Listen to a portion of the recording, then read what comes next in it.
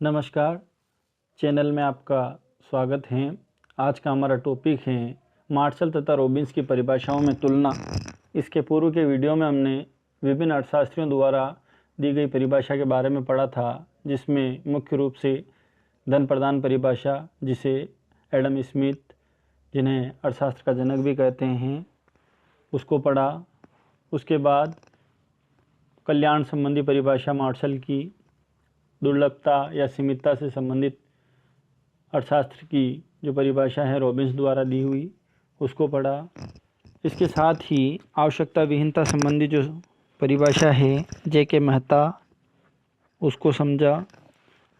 विकास संबंधी या आधुनिक परिभाषा, उसके बारे में भी हमने चर्चा की थी।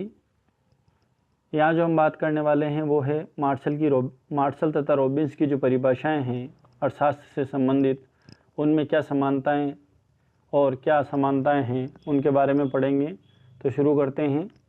समानताओं की बात करें तो दोनों ही अर्थशास्त्रियों ने मानव को प्रधान माना है तथा धन या साधनों को गौण माना है।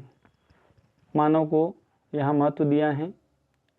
इसके साथ ही दोनों ने मानव की आर्थिक गतिविधियों को महत्वपूर्ण माना है और अर्थशास्त्र को मार्शल और रॉबिन्स ने विज्ञान कहा है।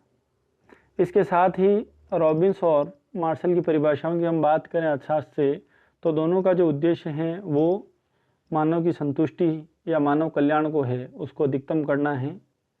तो एडम स्मिथ के बाद जो अर्थशास्त्री हैं मार्शल और रॉबिन्स, इन्होंने धन से हटकर मानव कल्याण और अधिकतम संतुष्टि की बात की। मार्शल ने अपनी परिभाषा में धन शब्द का प्रयोग किया है, जबकि रॉबिन्स ने अपनी परिभाषा में सीमितता या दुर्लभ साधनों की बात की है। अर्थ देखा जाए तो धन की जो मुख्य विशेषताएं हैं वो सीमितता से, अर्थात इन्होंने सीमित संसाधन के मितव्ययतापूर्ण उपयोग की बात की है। असमानताओं की बात करें मार्शल और रॉबिन्स की परिभाषाओं में, तो इसमें कुछ अंतर देखने को मिलता है। बिंदुओं के आधार पर देखें इसका वर्गीकरण मार्शल और रॉबिन्स की परिभाषा में, तो मानवीय क्रियाओं की बात करें तो मार्शल ने मानव की जो क्रियाएं हैं आर्थिक क्रियाएं और अनार्थिक क्रियाओं में विभाजित किया है। आर्थिक जिससे कुछ अर्जन हो, जबकि रॉबिन्स ने इस तरीके का कोई भी वर्गीकरण नहीं दिया। उन्होंने मानव की प्रत्येक क्रियाओं को इसमें सम्मिलित किया है। उद्देश्य की बात करें तो मार्शल ने भौतिक कल्याण की बात की है, जबकि रॉबिन्स ने केवल भौतिक कल्याण को ही शामिल नहीं किया, बल्कि मनुष्य के सुख दुख, कल्याण और अकल्याण, हित अहित, किसी में भी भेद नहीं किया। परिभाषा की सरलता की बात करें कि कौन सी परिभाषा समझने में सरल है, तो मार्शल की जो परिभाषा है वो सुस्पष्ट और सरल है। क्योंकि उन्होंने इसमें कहा है कि मानव जो गतिविधि करता है और उसका मेन जो उद्देश्य है वो है अपनी संतुष्टि को किस प्रकार वह अधिकतम कर सके। तो मार्शल की जो परिभाषा है वो स्पष्ट और सरल है, जबकि रॉबिन्स की परिभाषा इनकी तुलना में थोड़ी जटिल है।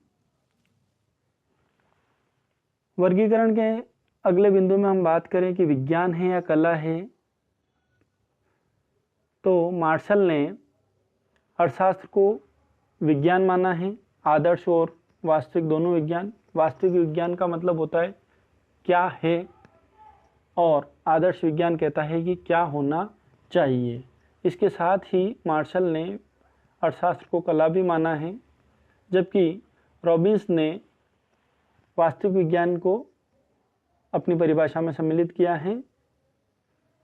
अध्ययन का क्षेत्र देखें तो मार्शल का जो अध्ययन क्षेत्र है वो केवल सामाजिक व्यक्तियों का ही अध्ययन थे। साधु, महात्मा, एकांतवासी का उनके अध्ययन में कहीं उल्लेख नहीं है, जबकि रॉबिन्स ने अपने अध्ययन में सामाजिक विज्ञान के साथ साथ मानव विज्ञान और सभी लोगों को सम्मिलित किया है, चाहे वो समाज में रहने वाले व्यक्ति हो या एकांतवासी हो। कल्याण की बात करें तो मार्शल के अनुसार अर्थशास्त्र का अंतिम लक्ष्य मानव का कल्याण या ह्यूमन वेलफेयर है, जबकि रॉबिन्स ने कल्याण से अर्थशास्त्र का कोई संबंध नहीं बताए हैं।